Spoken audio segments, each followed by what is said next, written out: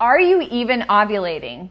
That's what we're going to talk about next. So it actually wasn't until my second pregnancy or our second go around where we wanted to try again after long after our daughter was born. We decided to go for baby number 2, but I didn't know where to start. I didn't know what my cycle would be like after I had my baby. I was breastfeeding, and they say you don't ovulate while you're breastfeeding, and so I wasn't sure, was I ovulating, was I not ovulating? And so I decided to go to my local library and I checked out a book called Taking Charge of Your Fertility. It's a really great book. It's also this thick.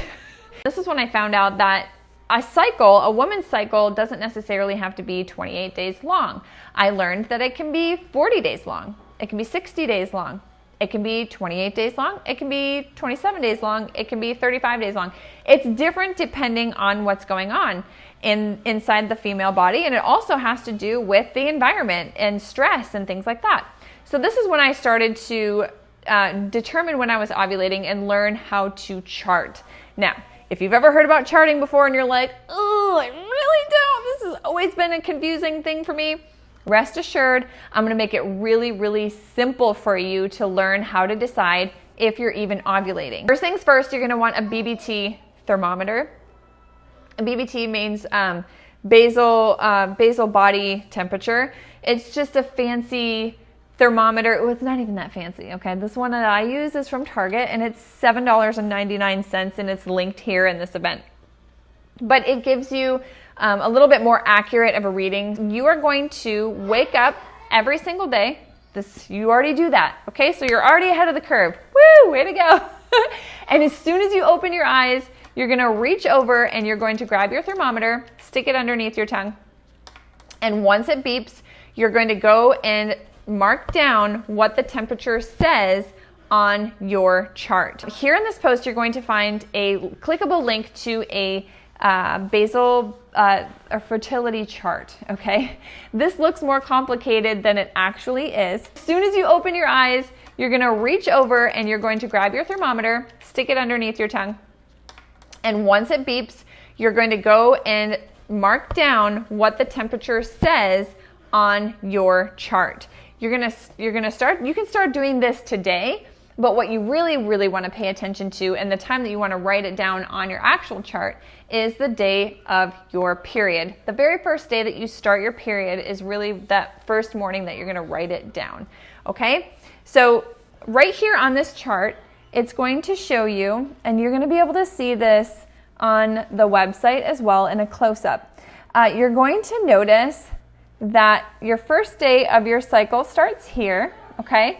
And all I do is I take my temperature, I go to my chart, I grab a Sharpie, and I put a dot on where my temperature was. The temperature is already labeled here. It's very simple for you to do, and you just mark a dot. What you're going to look for on this chart is pre-ovulation and post-ovulation. That is the entire goal of what you are going to look for in your very first month. You're going to figure out where in your cycle do you ovulate.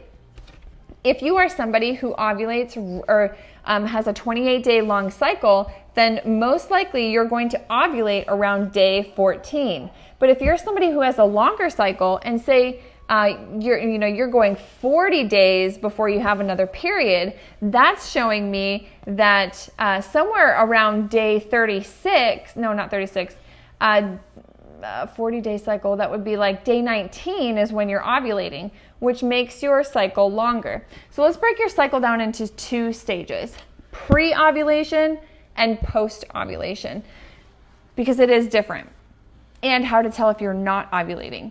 So on the first day that you start your period, you're going to see your lowest temperatures, okay? So you just, again, when you start this, you are only going to grab your Sharpie, your thermometer, and your chart, and you're just going to document.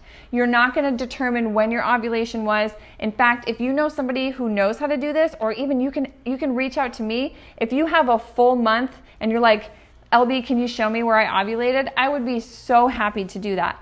Don't worry about when you're ovulating right now. For your first cycle, just figure out how long is your cycle, where do you think you're ovulating, just collect the data. Okay, so you're gonna wake up every day. But you'll notice here that for my first 18 days, my temperature was underneath 98 degrees. So I'm waking up and my base temperature is anywhere around 97.6, 97.5, and it fluctuates 97.7, 97.8, but it's staying under 98 degrees. However, there's this shift that takes place around day 19 where my temperature spiked up above 98 degrees. And then from there, it continues to stay up. You'll notice a shift. So this is pre-ovulation, okay, the lower temps, and your lower temp might be above 98 degrees. I'm just showing you mine, okay? It might be your shift happens and you go up into the 99s, okay? It's gonna look different for everyone, but just for teaching you how to collect data so you can see where your shift is, this is the important part, okay? So right here, around day 19 is when mine shifts. Maybe you didn't know this, and I didn't know this when I started to do and chart my own fertility. Let me just give a sidebar, this caveat that drives me crazy. They're like, check your cervical fluid, feel your cervix. What is happening? What's the consistency? Guys, I don't do any of that because I was not having egg white anything around the time that I was actually ovulating. My cervical stuff was showing up like before it or after it, like it didn't line up with when I was ovulating. But if I paid attention to my temperature, that was when I knew exactly when I was ovulating. And we've had planned children with this way, and I know for certain when I got pregnant. So I know there's apps out there. I know that there's like technology that supports this, but I'm telling you, if you can please print off a actual piece of paper and use just your digital thermometer and a Sharpie, that's going to work better for you than trying to use an app to start, because those apps are formulated and they can be generalized and they can calculate when they think you ovulated, and you need to know for yourself, your body. Don't let a computer dictate when you actually ovulated, okay? Those apps can be really confusing and can be too much. And the last thing you need in this season is to be anxious, because you're trying to have a baby, and anxiety causes you stress, and stress makes your adrenals go down, and adrenals are supporting your hormones and your thyroid and all the good things that you need to be producing naturally and good in order to have a baby. So no stress allowed, okay? I just want you to take your temperature every single day, from the first day that you start your period until the next time that you start your period. And then I want you to take a look at your chart. Now, what's really cool about this, it jazzes me up, is that this chart is so accurate and so amazing that you can actually tell from your chart whether or not you've achieved pregnancy. You don't have to pee on a stick, although peeing on a stick is really fun, and I feel like it's a necessary rite of passage. Just saying, boost the economy. Okay, another side caveat. Yes, you can do ovulation detection sticks, but those are also really hard to read sometimes, and that is coming from somebody who has used them in the past. Like, oh, this is a really dark line, but is it darker than the control line? For anybody who has ventured into ovulation sticks, you know the game that this goes into. So just for 1 or 2 months, just for the next 60 days or 2 cycles, grab a Sharpie, your piece of paper, and your thermometer, and just collect the data. Okay, so what makes somebody have a 28-day cycle versus a 40-day cycle? And that is when you ovulate. The difference, the time that you ovulate is actually what makes your cycle longer. It's not that you've missed your period. For example, let's say instead of where this pink line is, which is where the shift took place at day 19, for some women, their shift is going to take place at day 14.